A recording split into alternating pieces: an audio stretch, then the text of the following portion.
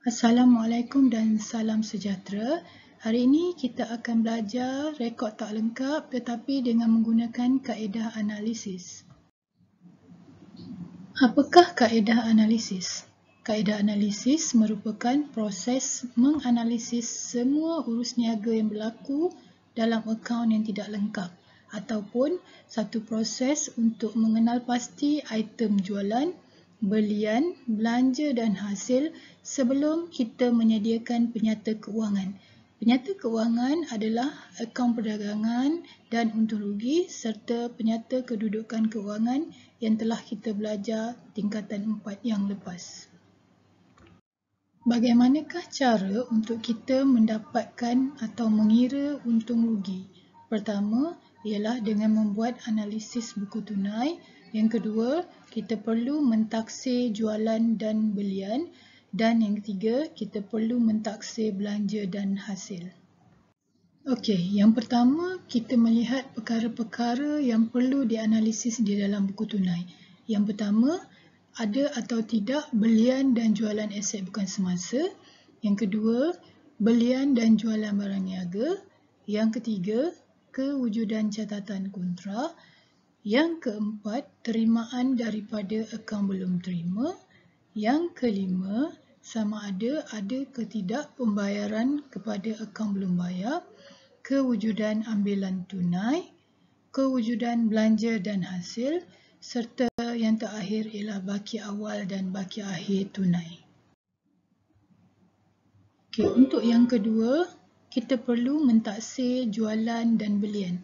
Okey, untuk mentaksir jualan dan belian, anak-anak perlu mengingat kembali format akaun kawalan belum terima, format akaun kawalan belum bayar. Yang ketiga, boleh mengenal pasti penerimaan akaun belum terima dan pembayaran kepada akaun belum bayar dalam buku tunai. Serta yang keempat, perlu mengenal pasti jumlah belian dan jumlah jualan untuk dipindahkan ke akaun perdagangan dan akaun untung rugi. Mentaksir jualan. Mentaksir jualan akan melibatkan jualan tunai dan jualan kredit. Untuk mendapatkan jualan kredit, anak-anak perlu menyediakan akaun kawalan belum terima dan untuk mendapatkan jualan tunai perlu melihat butiran tersebut di dalam buku tunai. Jadi jumlah jualan yang akan dipindahkan ke dalam akaun perdagangan adalah jualan kredit daripada akaun kawalan belum terima dan jualan tunai daripada buku tunai. Mentaksir belian. Mentaksir belian akan melibatkan belian tunai dan belian kredit. Untuk mendapatkan belian kredit, anak-anak perlu menyediakan akaun kawalan belum bayar dan untuk mendapatkan belian tunai perlu menyediakan buku tunai. Jadi jumlah belian yang akan dipindahkan ke akaun perdagangan adalah belian kredit ditambah dengan belian tunai. Seterusnya ialah menganalisis belanja. Menganalisis belanja maknanya kita akan mendapatkan belanja sebenar tahun semasa di mana kita perlu mengambil kira belanja yang dibayar, belanja yang belum dibayar dan belanja prabayar. Nilai itu akan dipindahkan ke dalam akaun untung rugi. Berikut merupakan contoh bagaimana kita hendak mengira belanja. Okey, diberi latihan 1, sewa dibayar pada 1 Januari 2021 ialah 500. Sewa prabayar adalah aset. Jadi ianya diletakkan di sebelah debit dalam akaun sewa. Seterusnya, sewa prabayar pada 31 Disember 2021 360. Ini merupakan sewa prabayar akhir dan diletakkan di sebelah kredit akaun sewa. Nilai bagi sewa prabayar yang telah dibayar sepanjang tahun 2021 pula ialah 4,500. Maksudnya, kita telah bayar, akaun bank kita akan kredit dan kita akan debitkan akaun sewa. Okey, dan kita dapat akhirnya kita akan dapat mengira jumlah belanja yang akan dipindahkan ke dalam akaun untung rugi iaitu 4,640. Seterusnya kita akan membuat analisis hasil. Analisis hasil diperlukan untuk mendapatkan hasil sebenar tahun semasa dengan mengambil kira hasil yang diterima, hasil belum terima, hasil belum terperoleh. Jadi nilai ini kita akan dapat dan kita akan pindahkan ke akaun untung rugi. Berikut ialah contoh pengiraan hasil. Diberi komisen belum terima pada 1 Julai iaitu awal tempoh ialah 600. Jadi komisen belum terima adalah aset, so diletakkan di sebelah debit.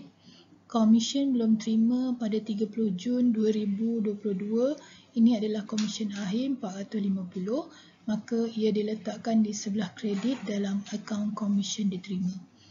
Komisen yang telah diterima sepanjang tahun keuangan ialah 3,500, maksudnya akaun bank akan didebitkan, manakala akaun komisen diterima akan dikreditkan dengan nilai 3,500. Setelah mengambil kira kesemuanya, maka kita akan dapat jumlah yang akan dipindahkan ke akaun untung rugi ialah 3,350. Kesimpulan daripada kaedah analisis adalah di mana akaun perdagangan, akaun untung rugi dan penyata kedudukan kewangan dapat disediakan setelah semua item dikenal pasti dan dikira. Jadi item-item itu ialah baki akhir tunai, jumlah jualan, jumlah belian, hasil sebenar yang diterima dan belanja sebenar yang dibayar. Okey, kita lihat contoh dalam buku teks muka surat 54. Dalam contoh ini, soalan mengkehendaki pelajar menyediakan akaun perdagangan dan akaun untung rugi serta menyediakan PKK pada 31 Disember 2017. Sebelum itu, kita perlu menghitung jumlah jualan dan jumlah belian. Kita juga perlu menghitung belanja dan hasil dan juga menyediakan pelarasan susut nilai aset bukan semasa. Okey, mula-mula kita nak menghitung jumlah jualan dan jumlah belian. Okay, seperti yang saya dah beritahu sebelum ni, untuk mencari jumlah jualan dan jumlah belian, kita perlu menyediakan akaun kawalan belum terima. Okay, jadi dalam soalan ini, kita telah menyediakan akaun kawalan belum terima terlebih dahulu. Jadi kita akan masukkan semua item-item yang berkaitan dengan akaun kawalan belum terima.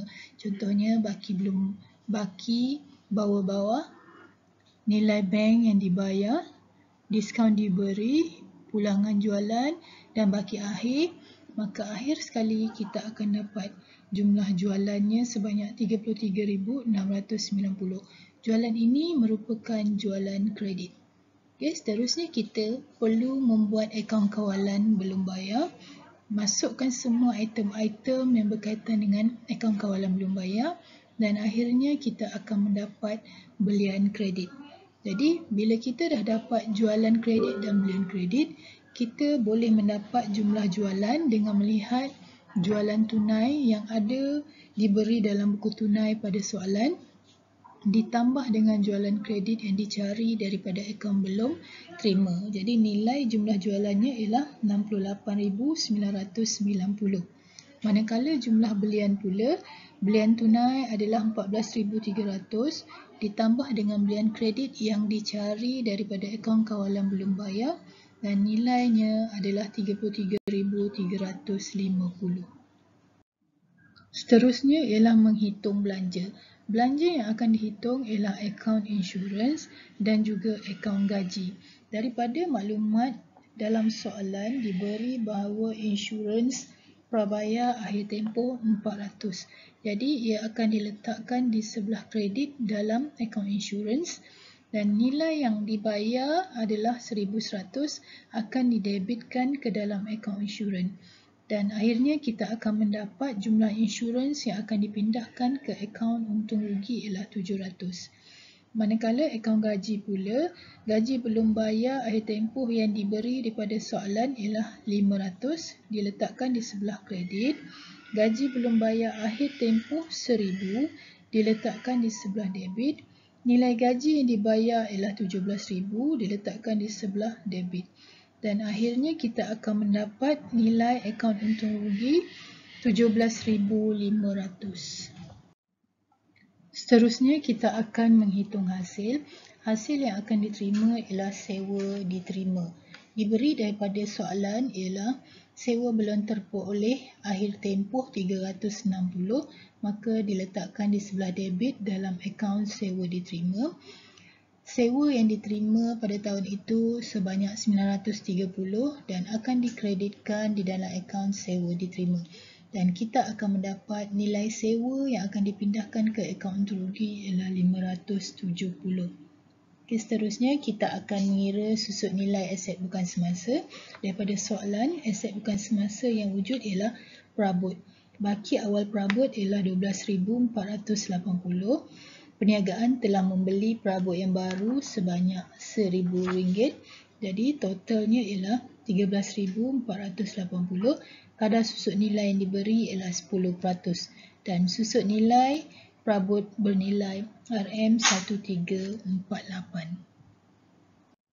Okey, setelah kita mencari jumlah jualan dan jumlah belian, kita mencari atau menghitung jumlah belanja dan juga menghitung hasil, maka kita bolehlah menyediakan akaun perdagangan dan akaun untung rugi. Dalam akaun perdagangan, kita boleh mendapat untung kasar dan untung bersih. Akhir sekali, kita boleh menyediakan penyata kedudukan kewangan pada 31 Disember 2017. Okay, jadi semua item-item yang terlibat dalam penyata kedudukan kewangan kita masukkan dan kita kena ingat bahawa kita kena juga menyediakan penyata mengira modal awal untuk kita masukkan di dalam penyata kedudukan kewangan. Ini merupakan penyata mengira modal awal dengan mengambil kira jumlah aset awal ditolak dengan jumlah liability awal. Jadi akhirnya kita akan dapat modal pada 1 Januari 2017. Nilai inilah yang akan dimasukkan sebagai modal awal di dalam PKK itu nanti. Okey, kita dah selesai mempelajari tajuk rekod tak lengkap kaedah analisis. Jadi untuk pengukuhan, cikgu nak anak-anak membuat soalan nombor 7 dalam buku teks muka surat 67. Sekian, terima kasih.